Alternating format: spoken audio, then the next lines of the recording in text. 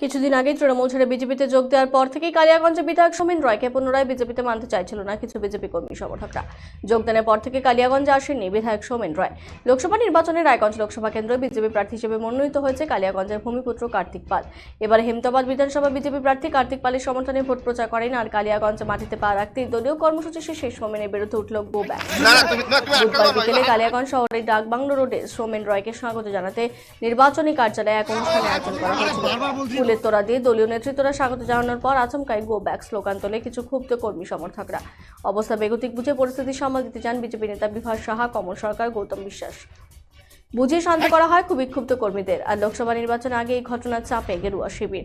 এদিকে তৃণমূল ছেড়ে বিজেপিতে পুনরায় যোগদানের ফলে বিধায়কের নিরাপত্তার জন্য দুটো কেন্দ্রীয় বাহিনী নিযুক্ত করা হয়েছে।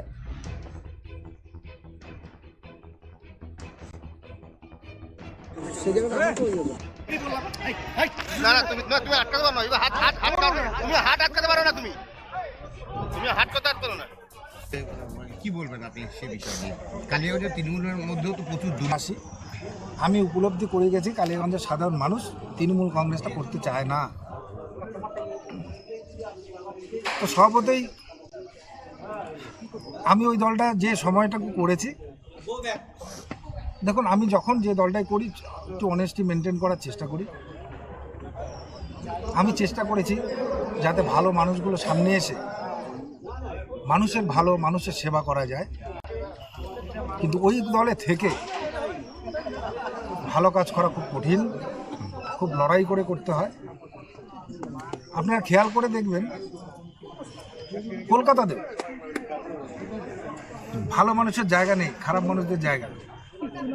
আগামী দিন আস্তে আস্তে উত্তর দিনাজপুরের অনেক কিছু সামনে চলে আসবে, আপনারা নিশ্চিতভাবে সেগুলো দেখবেন যে খারাপ মানুষগুলো ওই দলে যত দিন যায় তাদের শ্রীবৃদ্ধি হয়।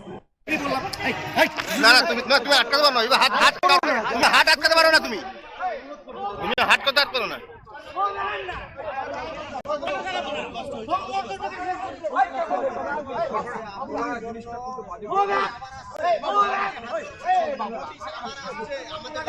বন্ধ করবো না, আমি বারবার করবো।